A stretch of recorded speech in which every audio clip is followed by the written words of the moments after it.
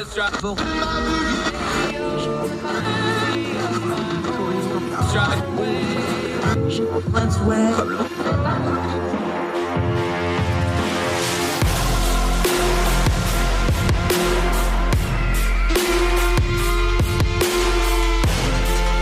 host, Andrew Donaldson. This is Heard Tell.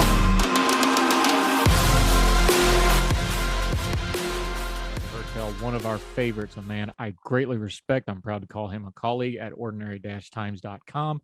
We go to him in times of trouble, but he's not Mother Mary. He is Dennis Saunders, our friend up in Minneapolis, Minnesota. My friend, always great to have you on the program. Welcome back. Good to be back.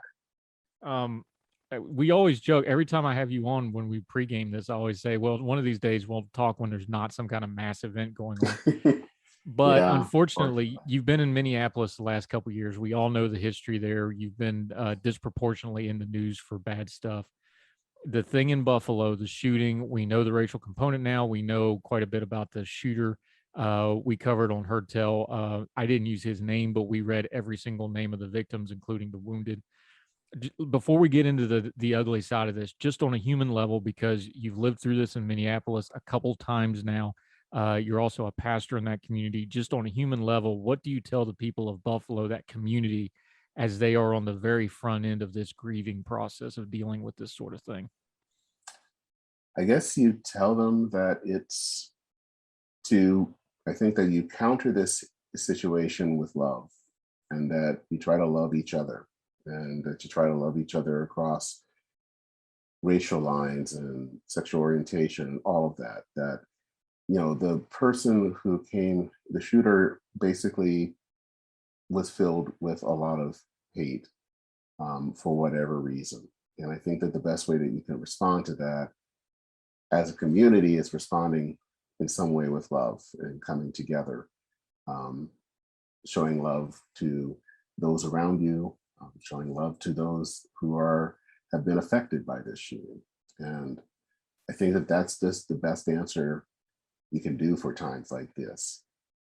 I keep saying it, and I'm guilty of it. And I talked about this on social media a little bit today, and I got into a conversation privately with somebody who I greatly respect, who is an expert on the field of race, that I go to on things like this privately.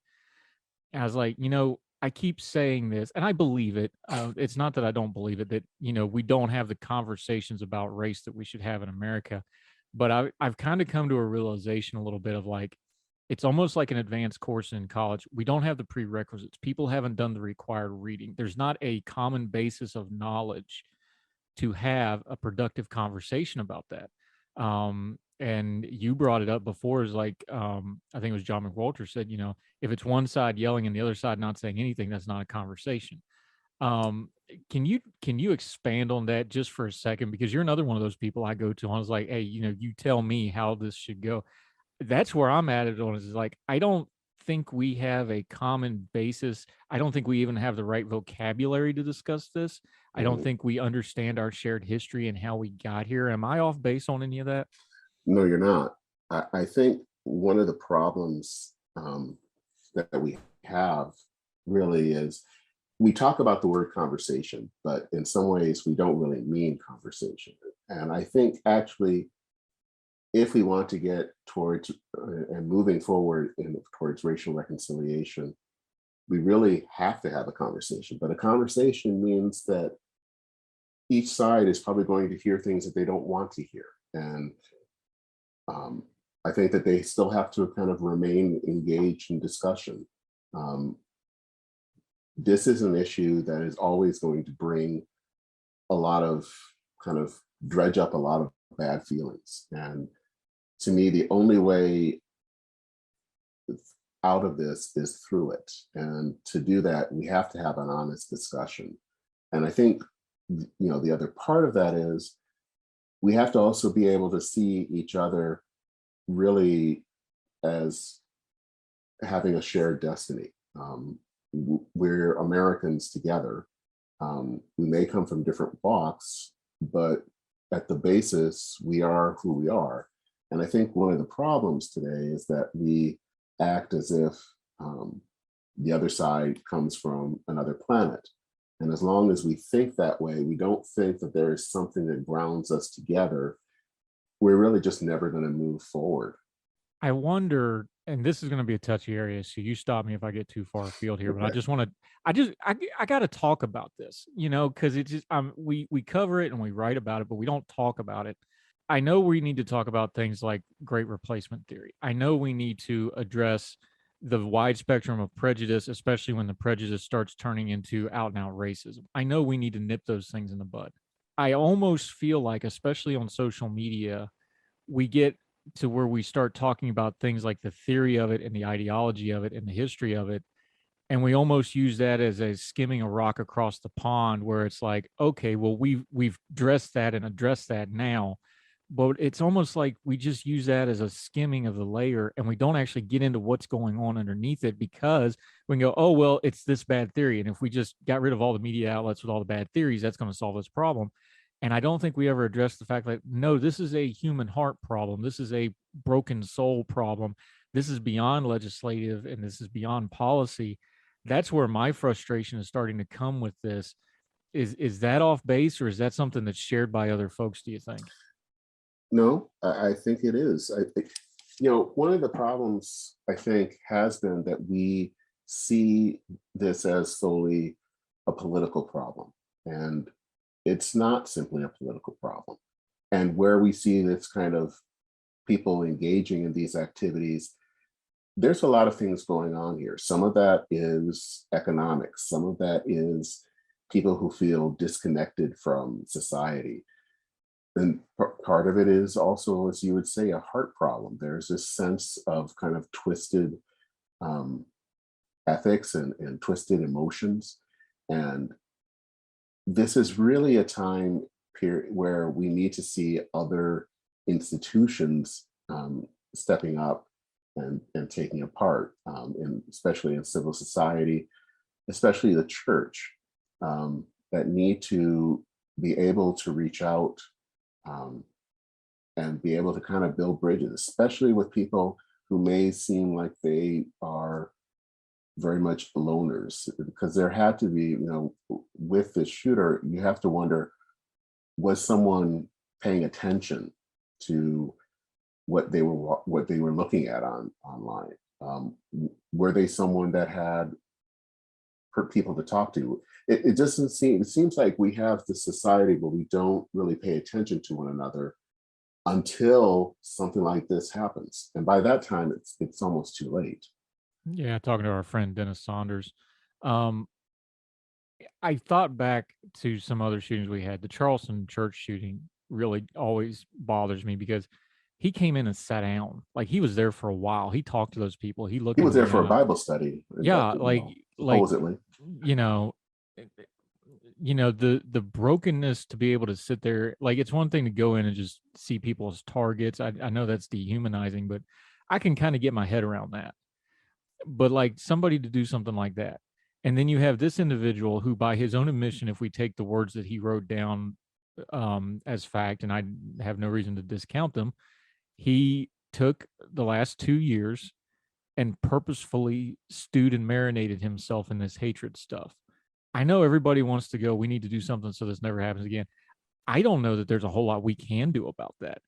Because if you've got somebody that just wants to silo themselves off from the world like that, and then they eat up all that hate, and then they make a plan like this, and I know there was the mental health flags that came down, and we can talk about that in a minute. But as far as the radicalization part of this, where his prejudice turned to outright hatred, which turned into racism, which turned into murderous intent, I just don't know that there's a whole lot we can do about that. And it's like, it's taboo for us to say there's not a lot we can do about that.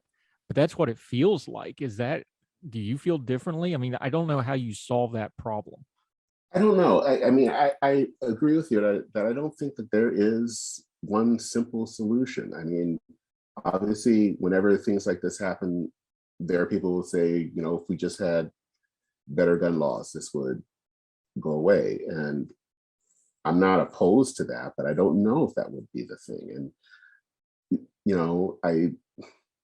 I think part of it also is that as a society, we're not good at dealing with the problem of evil. And I don't want to go as far as to say that some people are just plain evil, but there are people that engage in evil acts, and we need to kind of deal with that. There is this thing out there, and sometimes it is not so easily solved. There's no way, it's not always a public policy issue. I don't know if I would go as far as say that there's nothing we can do, but when you're dealing with something like this, I think it's hard. I think it's very difficult to find something to do. I'll ask this question as a philosophical question because I kind of know the answer, but I think we need to address it. Why is it that when people, if you don't want to go so far as to say people are evil or inherently evil, although I believe they can be, let's just say they embrace evil or they've made a decision to be evil. Why does that always seem to manifest with things like race right off the bat? That seems to always be the bottom of the spiral when people go down that road. Why is that? Because it's easy to deal with the other. It's easy to try to make the other the bad person, whether that's someone who's Black, whether it's someone who's gay. That's kind of what it is all about, is that there's something going on with them. They may feel somehow deficient in some way, or things are not going well in their life. And pushing it off towards someone who is different from them is the easiest way to kind of assuage your hurt feelings. So I think that's what it's all about. We talk about it all the time on our show. Human nature is undefeated. And unfortunately, that's usually in a bad connotation, that human nature is undefeated. However, when we were going through the list of the victims here, I was struck by a couple things. This is a very tight-knit neighborhood. It is a, lower middle class and below neighborhood. They talked about this particular grocery store being, kind of the only grocery store in kind of a food desert. I was struck when they listed the names. Every single one of them went to such and such church. The one lady, one of the younger people killed, was 32 years old. She was there helping her brother during a bone marrow transplant, just happened to be there for stories like this. We know about the security guard now. Again, because you went through this in Minneapolis and St. Paul and that area, all the different things that have gone on. Talk about when the news cameras stop, in 3 months, 2 months, whenever it is, and the cameras leave. What's the work that has to go into a community to start trying to put it back together after one of these major news events? Because you've lived through that 2 or 3 times now in the last few years, unfortunately. Talk about that, because that's when the real healing and work of, okay, what's our community after this? That's when that work really starts, isn't it?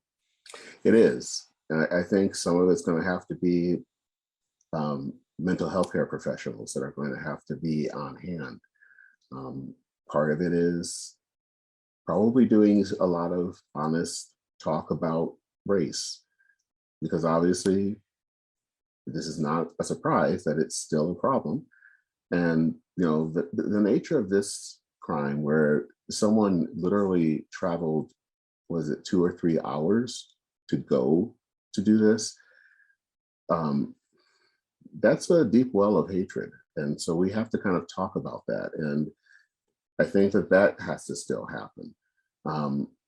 I think other communities around that area have to keep checking in, doing whatever, creating relationships maybe with churches in that area, because the people who live in those neighborhoods, obviously the victim, the family of victims, but also people who are just living in that community, who may have known them or however, are all going to need help for months, if not years, down the road. And I think the one thing that really does concern me, and this might seem weird, is, and you just talked about it, is what's going to happen at that supermarket. Because a lot of the areas where African Americans live tend to be food deserts.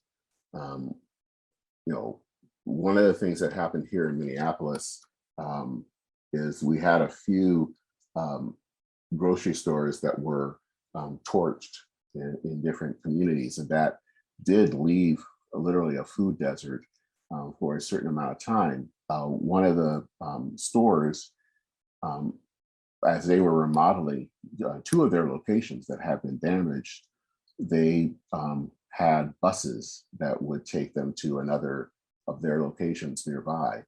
Um, and they also made a deliberate intent to stay in those communities. That's kind of a question I have, is I hope that this supermarket chain will make a commitment to stay and continue to serve that community. Yeah, Tops is we went through the list of the local communities and charities. You can go back on the show notes from Tuesday's show. We have a links there, charity stuff in that community, directly into that community. It's one of the things Top said. They were running shuttle buses to other, because obviously it's still a crime scene, so they couldn't open it if they want to. They were running shuttle buses to other places from there, because I think they said something like 80% of the customers there walk there, which is not uncommon in neighborhoods like that. So it's a great point that you raised. Dennis Saunders joining us. This is a grown folk talk. It's a tough talk, but that's why we bring Dennis on, because we can ask these hard questions and try to hash them out. We're going to take a quick break, come back. We'll continue to talk about Buffalo.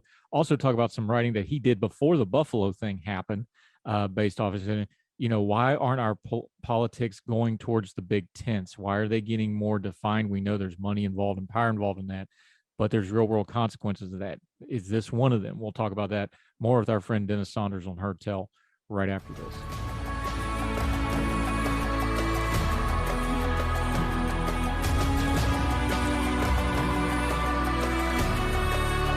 Our bodies come in different shapes and sizes, so doesn't it make sense that our weight loss plans should too? That's the beauty of Noom. They build a personal plan that factors in dietary restrictions, medical issues, and other personal needs so your plan works for you. Noom doesn't restrict or shame when you want to treat yourself. Their flexible program focuses on progress instead of perfection. You don't have to give up carbs or anything. And with their daily lessons, you can learn something new about your food choices every day. After just a few days of using the app, I learned how to recognize cues for overeating and how to choose the right foods to feel full. Stay focused on what's important to you with Noom's psychology and biology-based approach. Sign up for your trial today at Noom.com. That's Noom.com. And check out Noom's first ever cookbook, The Noom Kitchen, for 100 healthy and delicious recipes to promote better living. Available to buy now wherever books are sold.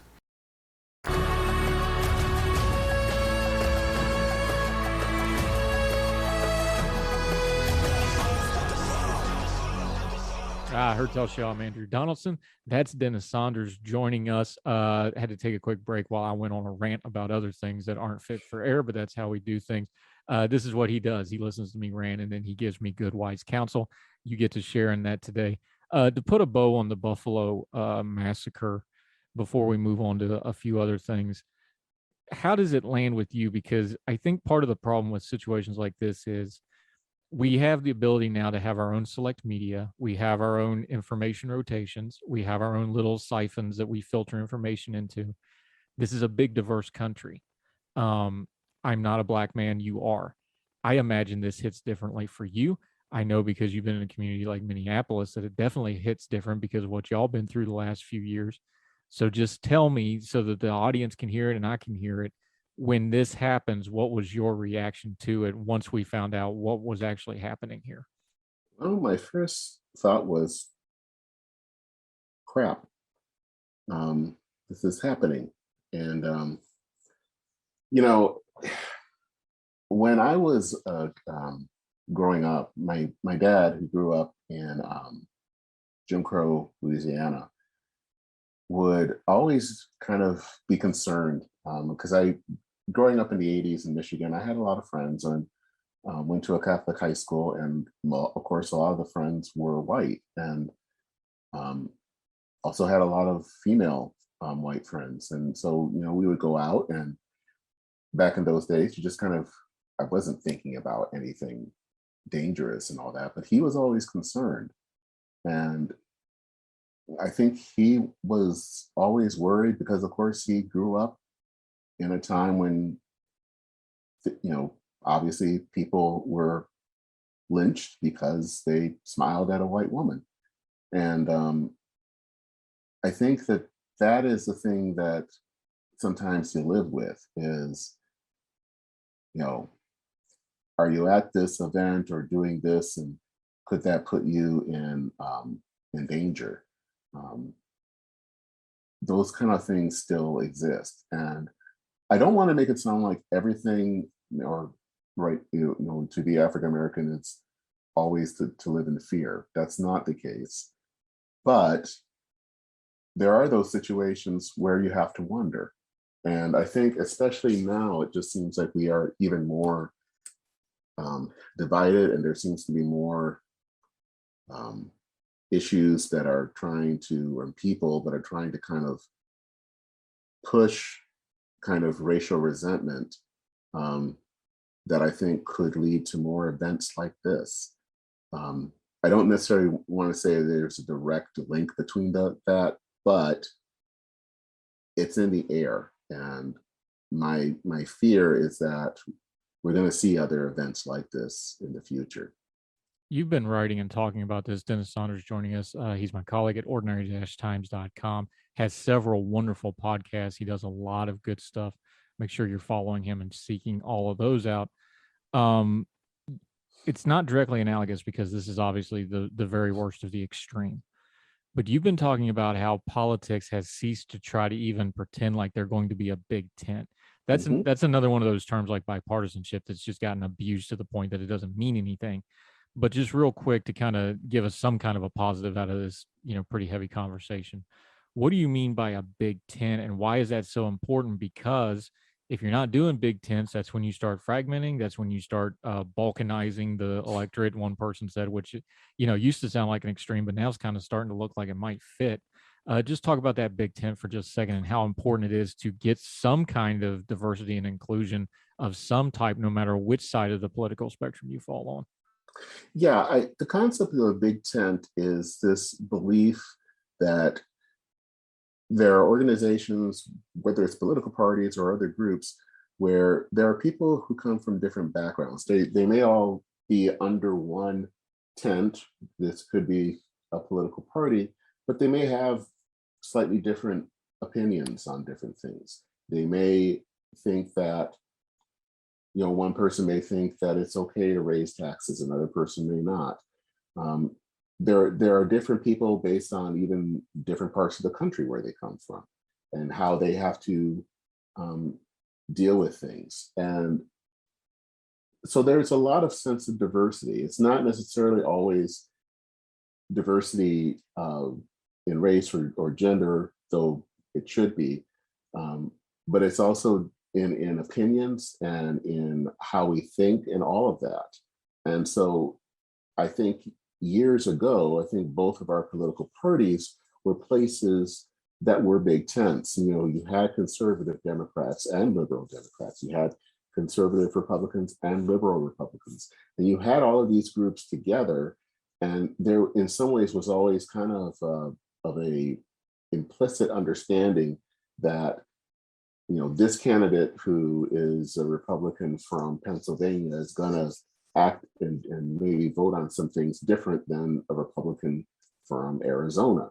A Democrat from North Carolina may not vote the same way as a Democrat in Illinois. And so there was this sense that people were different and that we had to find ways to come together, and especially, I think, to kind of meet in some middle where people could kind of make pragmatic choices and can be kind of part of this greater whole, even if they don't necessarily fit the prevailing, maybe the majority thought in the culture.